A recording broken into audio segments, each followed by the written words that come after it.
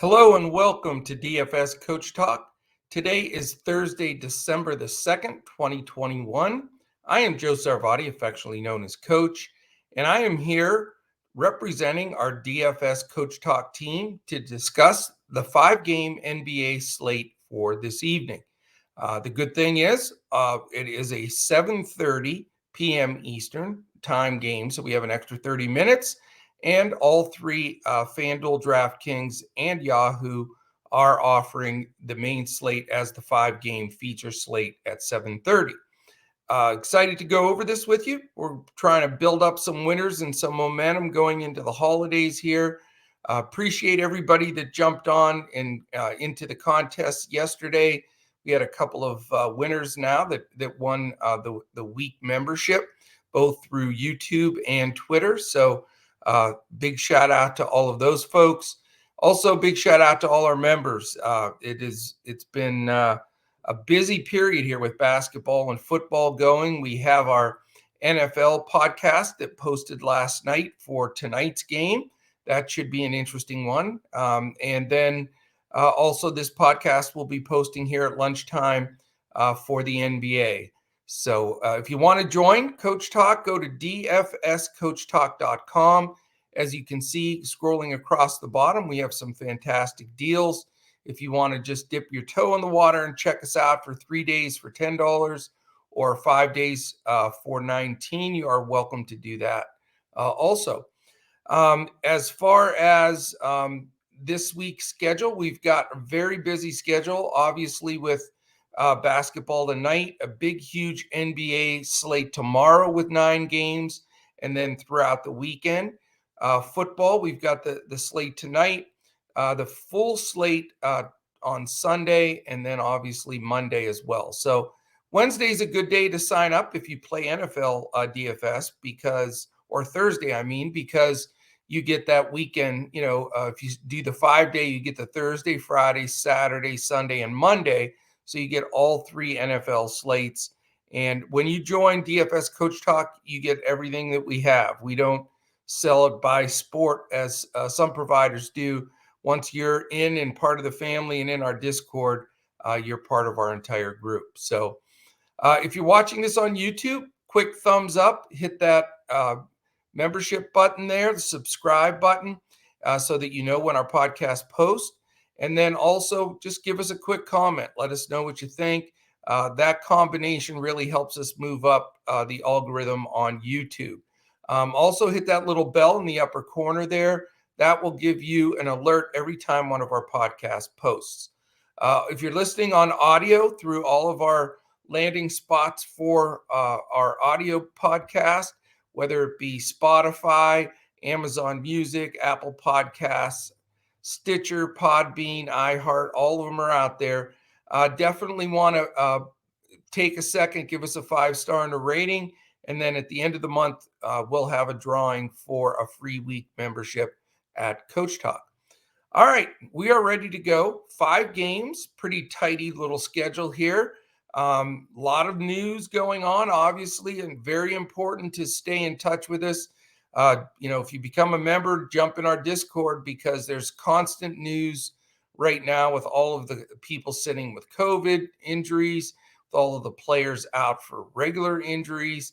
Just a very busy amount of information, and it's so key because you're one guy difference on a pivot, and you can take down a slate. So we follow it right through up until lock and then after lock, because late swap becomes even bigger now with all of the late news that continues. So we'd love to have you. Hope to see you there, dfscoachtalk.com. All right, 5 games. It's a nice slate. I like this slate, though. I like bigger slates, but this is a competitive one, so it's going to be very interesting. First game of the night, it's at 7:30. As we mentioned, we've actually got 2 at 7:30, 1 at 8, 1 at 9, and 1 at 10. So it spreads it out throughout the evening, even though it's only 5 games. That makes it a lot more fun, and it also allows you to do some pivoting. Milwaukee Bucks at the Toronto Raptors. Milwaukee's favored by 4.5. The total is 215. 109.75 implied for the Bucks, 105.25 implied for Toronto. Milwaukee comes in at 14-8. The Raptors are 9-13. On the injury front, we still have DiVincenzo, Lopez, and Ojale out for Milwaukee, but the big three of Holiday, Middleton, and Giannis are all in. Now, I want to mention right here, it's the second night of a back-to-back for Milwaukee. There's only two teams on the schedule that have that designation. So we know Coach Bud does some weird stuff sometimes resting players. So we want to keep a very close eye on that because that could shift the slate. Toronto has Gary Trent as questionable. Again, very important because he's a very important part of that rotation. We already know that Anunoby, which is huge, Birch, and Dragic are out. All right, a couple of things. Statistically speaking, the Milwaukee Bucks, 14th in pace, Toronto 19th. So you got middle of the road pace. Decent veteran teams here, most of the guys. And so the offensive efficiency is respectable at 10th and 15th. 10th for Milwaukee, 15th Toronto. Defense, we got two different looks here. Milwaukee 7th, and they've continued to move up. They were like 18th about 3 weeks ago, and they've steadily moved up all the way up to 7th. Toronto not going the right direction. They are down to 22nd. So when we look at this game, obviously, if on the second night of a back-to-back, if everybody's playing, the first thing I'd say is I'm a little wary of Giannis at 12K, although he may be a necessity on only a 5-game slate, but it makes me wary that it's a back-to-back. So we need to follow that news. 12K is a big number, but he's Giannis. Holiday at 7.4 and Middleton at 7.2 are a lot more palatable to me. That true mid-level price, could go with both of them possibly. You almost get two for the price of one, not quite, but considering Giannis's price, it makes it a little bit tough. If any of those three sit, that really elevates the usage for the other two. So we want to follow that closely. Grayson Allen 4.5, more of a GPP shot. Bobby Portis has been steady, but 7.1. He's now up there, almost as expensive as Holiday and Middleton, which makes me not want to pull the trigger. If everybody plays as we're anticipating right now, it really takes a lot out of the bench there with Milwaukee. If somebody does sit, it's usually Connaughton that rolls up in there at 5.1. So he would be a playable commodity.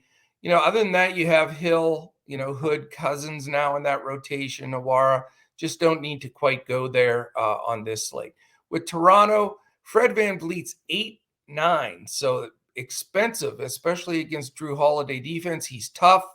They are shorthanded, with those main guys, a couple of those main guys being out. It's important to know if Trent's out, though. If Trent sits, I think it makes VanVleet even better.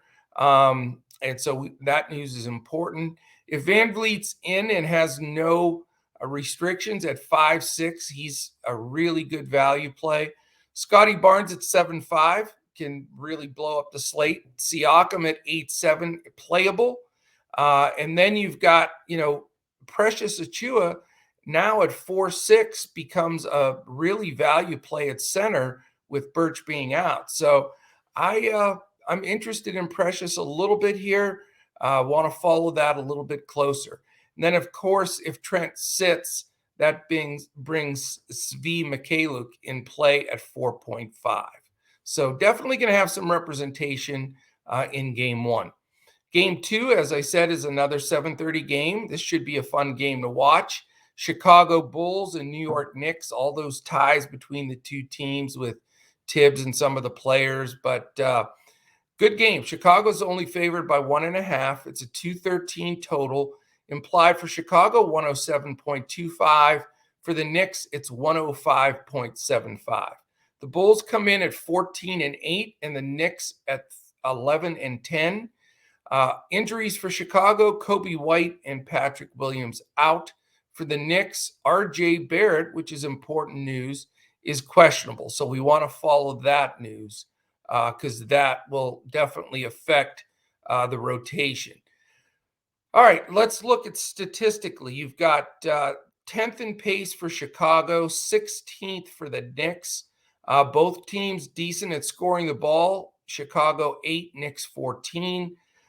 You do have decent defense here. Chicago in the top 10 at 8th in defensive efficiency, and the Knicks at 16th. So they worked their way up back into the middle of the pack after a very rough defensive start. The experiment the Knicks did with that backcourt, and we attacked it well we could, but when you have guys like Kemba Walker and Derrick Rose and some of those guys that just aren't defending well, being your main guards, that can cause you some trouble. So they have adjusted that lineup, and that's starting to pay off. So as far as this game goes, there's a lot of potential here for sure. You've got some expensive guys, though. That's the decision you have to make. I mean, this isn't the fastest paced game, sort of more in the middle of the road. But Lonzo Ball at 7-2, Zach LaVine at 8-8, DeMar DeRozan at 9, and Vucevic at 9-3. So you've got the big four for Chicago, all playing, all pretty expensive, and that makes it tough. I mean, it's a lot harder to pull the trigger to pay up on guys when there's other multiple guys on the team that are going to share in that usage. Now, I will say of the group, DeMar DeRozan at 9K is my favorite because, he's in the middle of the pack pricing wise there. He has a tendency in these tight games to be the go-to guy down the stretch, which is very interesting, but that's how it's been playing out. So that's the guy I'm looking at there. With everybody back, you have that option of going with a Caruso at 5-2 or a Javonte Green at 3-4 if you want to go value. Dosunmu's getting some time, but not what he was. He's the 3K dead min. But for me, I can see going with one of the Chicago main guys, but I don't think I'm going to be doubling up against a Knicks team that is improving defensively. Alec Burks has sort of been the value guy since they named him the starting point guard in the last few games, but his price has drifted up now to 6.5. So you got to make that decision if you want to put that, much into it. But he's been playing well. He's taking advantage of the opportunity. And, they're still pretty stacked there with Quickly and Rose getting time. But if RJ Barrett sits, and he's questionable, and he doesn't usually miss games, if he does sit, that makes me a lot more interested. I think Burks at 6.5 is a great play. It also elevates, either Rose or Quickly at their cheaper prices. Quickly's 5K, Rose 4.8. Those would be the two guys I would look at. Fournier, not enough ancillary stats to be considered for me at 4.7. You could go to Julius Randle here, but he's an expensive 9.5. This is a pretty good matchup for him, although Chicago defends decently. Mitchell Robinson at 4.3, questionable because of not injury-wise. He's playing, but it's just hard to trust his consistency. Whether foul trouble or whatever takes place, it becomes a little bit tougher. And if Nerlens Noel and Taj Gibson are back in, I really don't want any part of that timeshare whatsoever. So interesting game. I think, I have no problem maybe a DeRozan-Burks duo here being the two guys that make the most sense for me. But there is some ownership available there and a game that is pretty decent. And the other thing is, none of these lines as far as the totals are overwhelming because there's no team that dives off the board. We have a 217.5 being the highest, 209 being the lowest, but a bunch of 2-team games in there, 213, 14, 15. So, it's I wouldn't let that be the swaying piece as like yesterday there was a game, 20 points difference, etc. But today it's pretty tight, so you don't have to let that really sway you. Both teams are on an island game for Chicago and the Knicks, by the way. All right, game 3, you move to 8 o'clock. It's the single 8 o'clock game. It's the Oklahoma City and Memphis Grizzlies. Memphis is favored by 9. It's a 214 total.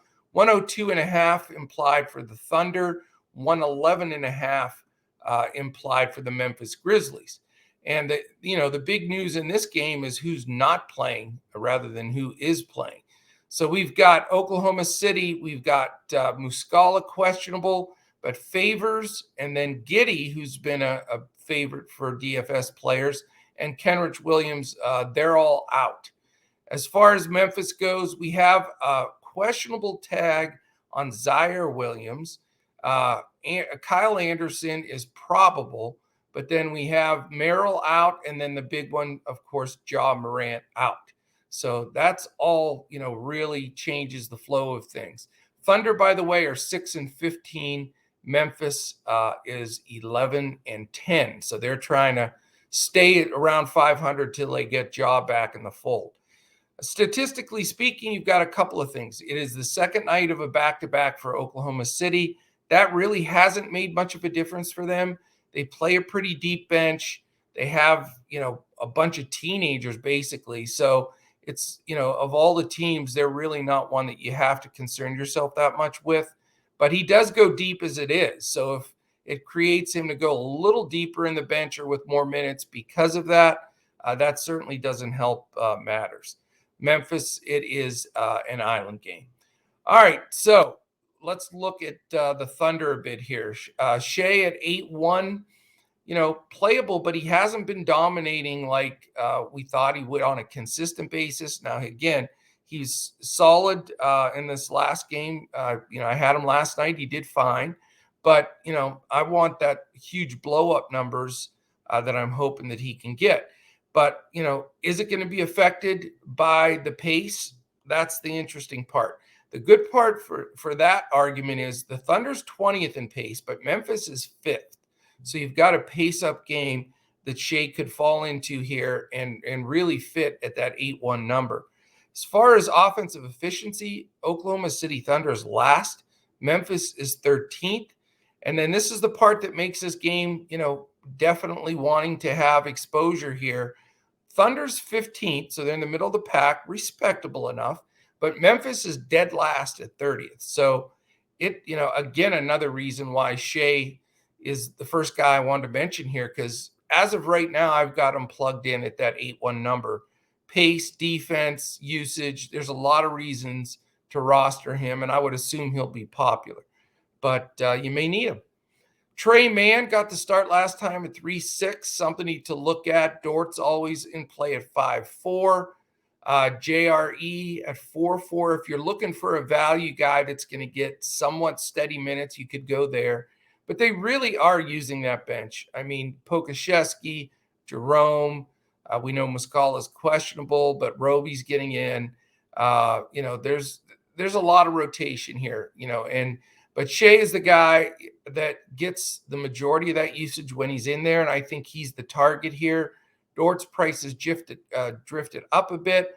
I'm not counting out Trey Mann either. I like what I've seen lately. He could be the value steal at 3.6. On the Grizzlies side, all that Ja Morant usage is flowing to different spots. And I like three guys here that I'm going to consider. Tyus Jones, who's had some good games and some bad games. He's 5.5, so not a giveaway price, but somebody to consider. Desmond Bane has really stepped up across the board, getting good minutes, playing good ball, but his price has drifted up now at 6.4. Dylan Brooks looks good too. I think Dylan, 7K, with Ja out, he's really the main guy that they go to in clutch situations. So I have a circle around Dylan Brooks. The problem is I think Dylan Brooks might get Lou Dort defense. And if he does, then I put, instead of the circle around him, I put an X through him. So I'm going to do a little bit of research here, really take a look at, this combination. It's been different because Dort's guarded Ja when he's played. So we haven't had this combination of players. So you can't just dive into Basketball Reference and see what's going to happen here based on prior performance. I'm just looking at what I've seen through the season, what I expect these coaches to do. And as of right now, unless I read something different, I think Dort may guard Brooks. That's going to be my go-to unless I read differently. But I am going to look at a lot of coach speak stuff and beat writers, etc. After that, you got Jackson at 7-1. Always a possibility. Just not interested in the other guys, Adams, Anderson, Melton, Clark. I just think there's too much risk, especially if you're playing a cash game or single entry. All right, let's go to game 4. It's the 9 o'clock game on the slate. It's the Detroit Pistons and the Phoenix Suns. Phoenix favored by a big 12 points, so this game has even more of a chance of a blowout than any other game. It's a 209.5 total, only 98.75 for the Pistons, 110.75 for the Phoenix Suns. Phoenix has been absolutely out of their minds. I remember stating, wow, the Suns are 1-3. I wonder if there's a malaise from being in the finals. They're not looking good. Well, guess what? They won 17 in a row. Best in franchise history. Obviously the best in the NBA right now. And they are on a serious roll. They even beat the Warriors the other night. So did they come in here? Is this a game where, it's the first night of a back-to-back for Phoenix? So that's problem number one. Secondly, they're going to take the Pistons for granted here. I mean, there's no question. Sandwich game, after this Warriors game, if there was ever, if I was Monty Williams here, I would be all over them just saying, listen, I know that you're mentally going to go into this game looking to just go through the motions, get the win, and get on to the next game. But this is when you get stung at any level in this type of a situation. So I am a little concerned. I'm a little concerned that Phoenix doesn't come out and play as hard. I'm a little concerned that it's the first night of a back-to-back for them. And also they have to play the game without Devin Booker. So I don't know. I'm not going to, just jump right in and say this game's a blowout. Let's not consider much here.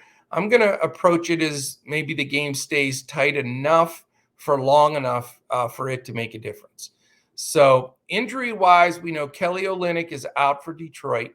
We know, like I said, Booker is out for Phoenix along with Kaminsky, Nader, and Saric.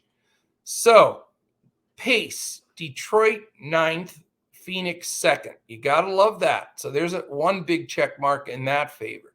Offensive efficiency, Detroit 29th, but Phoenix is 5th, so not bad.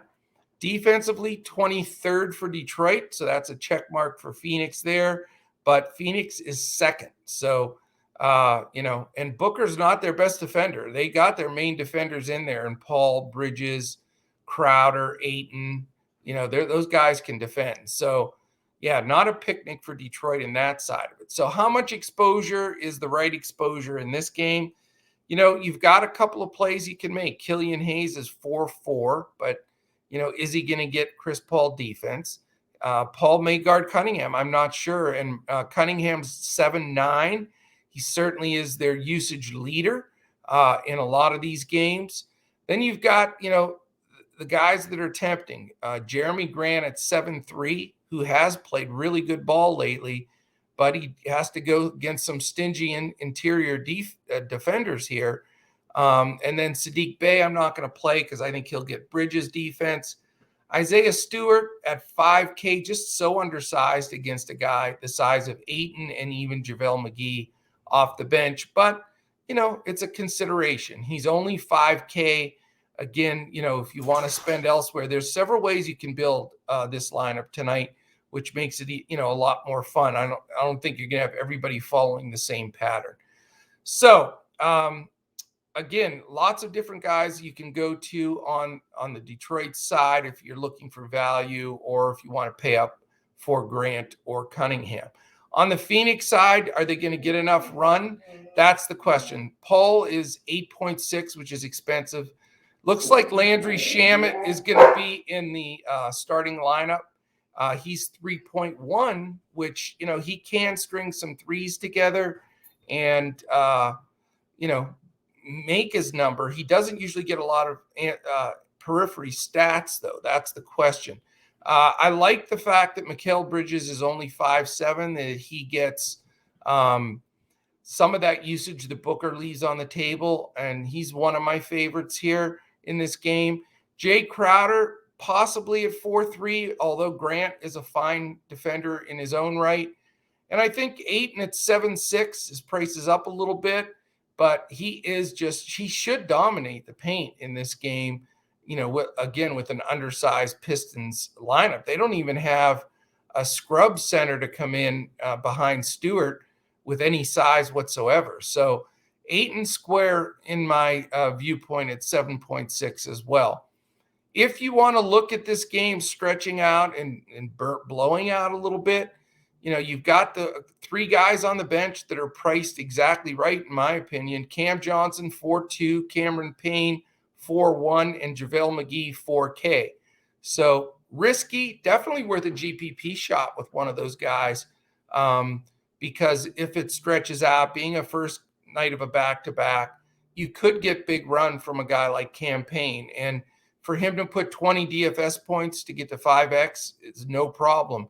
Payne does it when he gets the minutes, and McGee does it when he gets the minutes. So tough game to call, because if you spend the money up and they don't get the full run for the Phoenix guys, it can sting you. Or you can look at the other direction, or even do a mixture. I mean, there's a potential for DeAndre Ayton to get to his number, and then a campaign to come in for, and get extended minutes for Paul and make his number. So a lot of strategy. I'm working on all of it. I'm recommending that, you look at it. And I think this game is a better game than a lot of people are going to consider it. And I definitely want exposure here as well. All right, fifth and final game, 10 p.m. Eastern game. San Antonio Spurs at the Portland Trailblazers. Portland -4, 217.5 total, 106.75 implied for San Antonio, 110.75 for the Portland Trailblazers. San Antonio comes into Portland at 6-13, Portland at 500 at 11-11. For the Spurs, we have McDermott and Vassell questionable, and Zach Collins out. And then for Portland, we know that we have Lillard out for an extended period of time.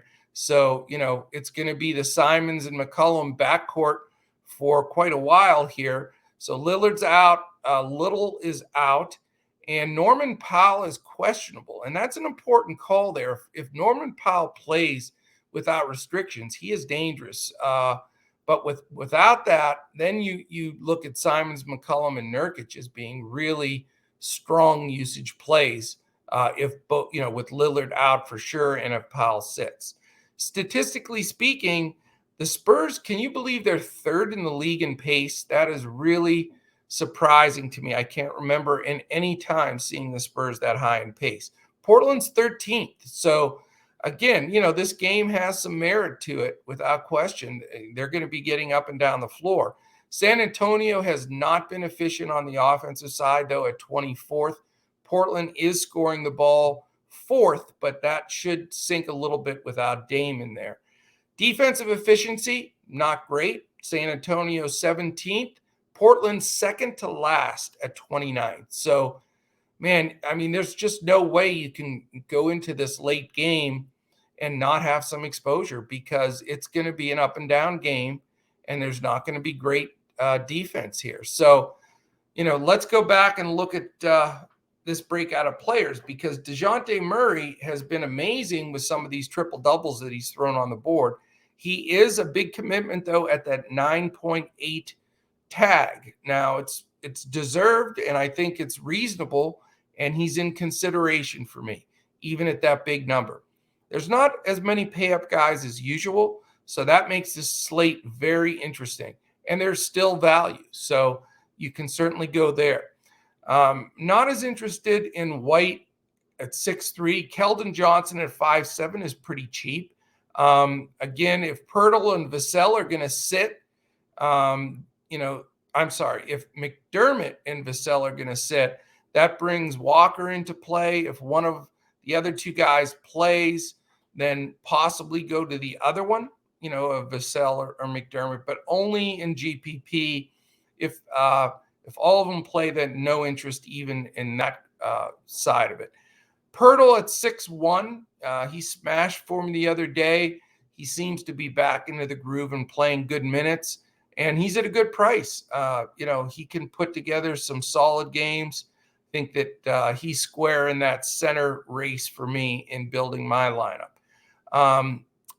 After that, not really interested in the depth of the Spurs bench.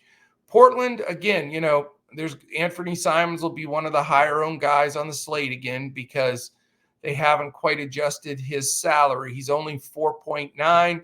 He's going to get the majority of minutes at the point.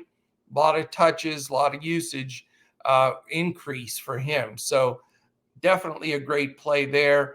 CJ McCollum, I mean, the whole time Lillard's out, you're going to have to mention CJ McCollum in every conversation because he is 8'5", which is not unreasonable, but he's going to get all the big shots.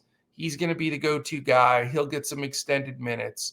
It's an island game for both teams too. So I think McCollum has to be strongly considered at 8'5", especially if Norman Powell's out. If Powell's out, then McCollum's 100% plug and play in all my cash and GPP games. If Powell plays, it shifts a little bit. Without restrictions at 5'4", like I said, he's a possible play. Not interested really in Covington, Nance, Zeller, their bench, but I am interested in Nurkic. He's playing a little bit better, playing a little bit more minutes. That's all going to help him a little bit, but he's not ever going to be a 38-minute kind of guy for them. But if he can get low 30s, 32, 33, then I think he's a fine play because he's only $7K and he also can put up a big number. So worth considering there. So definite exposure to this game as well. I don't see any game I'm going to be stacking. I'm going to be one-off here and there all over this slate. I love the fact that there's not many buy-up options and that you can really make a nice mid-level build. And if you want to buy up to like a DeJounte Murray, there's plenty of value on the other side of that to even it out. So it's a fun slate. I mean, it's not a given. There's not going to be dead chalk with a ton of guys. You'll have a few guys that are well-owned, but, keep an eye on ownership. That's important also.